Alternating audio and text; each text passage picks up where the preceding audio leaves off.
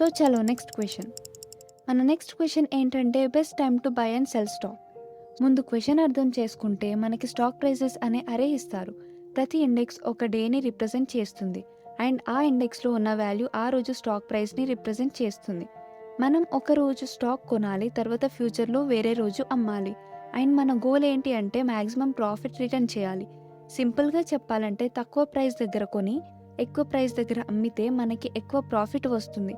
For example prices equals to 7, 1, 5, 3, 6, 4. ఇప్పుడు common సెన్స్తో చూస్తే 1 దగ్గర కొని 6 దగ్గర అమ్మితే ప్రాఫిట్ ఈక్వల్స్ టు 6 - 1 అంటే 5. కాబట్టి ఈ ఎగ్జాంపుల్లో ఆన్సర్ 5. ఇక్కడ ఒక స్మాల్ పాయింట్ గుర్తుపెట్టుకోవాలి. అరేలో లోయెస్ట్ వాల్యూ 1 ఉంది, హైయెస్ట్ వాల్యూ 7 ఉంది. మరి 7 - 1 = 6 కదా, కానీ అది కరెక్ట్ కాదు. ఎందుకంటే మనం ముందే స్టాక్ కొనాలి, తర్వాతే అమ్మాలి. కానీ ఇక్కడ 7 అనేది 1 కన్నా ముందు వచ్చింది, అంటే మనం ఫ్యూచర్లో వెళ్ళి స్టాక్ కొనలేం కదా. కాబట్టి buying day always selling day కంటే ముందే ఉండాలి. క్వశ్చన్ క్లియర్ అయింది కదా. సో బ్రూట్ ఫోర్స్ అప్రోచ్ ఎలా? సింపుల్గా ప్రతి డేని బయింగ్ డేగా కన్సిడర్ చేస్తాం. ఒకరోజు స్టాక్ కొని తర్వాత ఫ్యూచర్లో ఉన్న అన్ని డేస్లో అమ్మితే ఎంత ప్రాఫిట్ వస్తుందో క్యాల్కులేట్ చేస్తాం. ఇలా ప్రతి డే కోసం చెక్ చేస్తాం.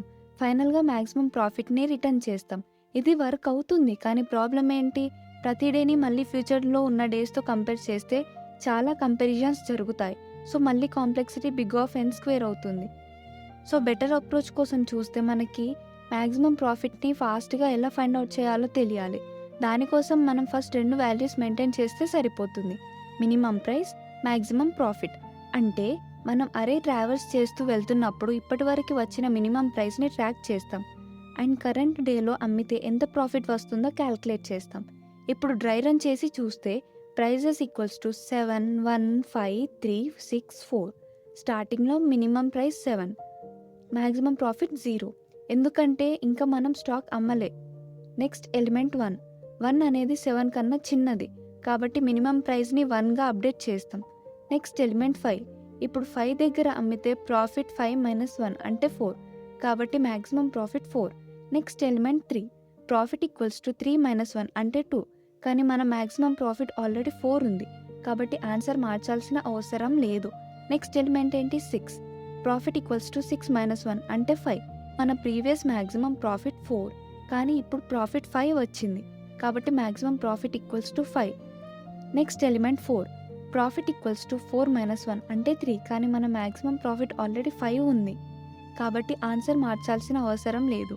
అరే కంప్లీట్ అయిపోయింది. Final answer equals to 5. సింపుల్గా చెప్పాలంటే మనం అరే ట్రావెల్స్ చేస్తూ వెళ్తున్నప్పుడు ఇప్పటివరకు వచ్చిన మినిమం ప్రైస్ని గుర్తుపెట్టుకుంటున్నాం.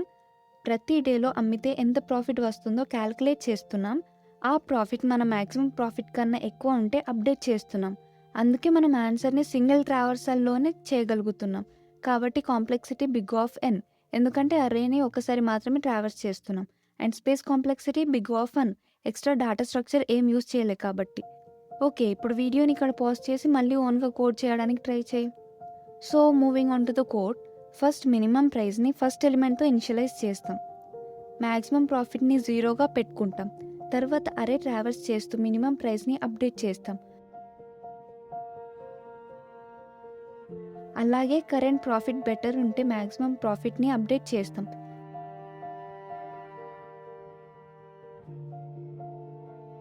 ఫైనలీ మ్యాక్సిమం ప్రాఫిట్ని రిటర్న్ చేస్తాం. And yeah, that's it. Very simple observation based question ఇది. Now run it. Submit. Accepted.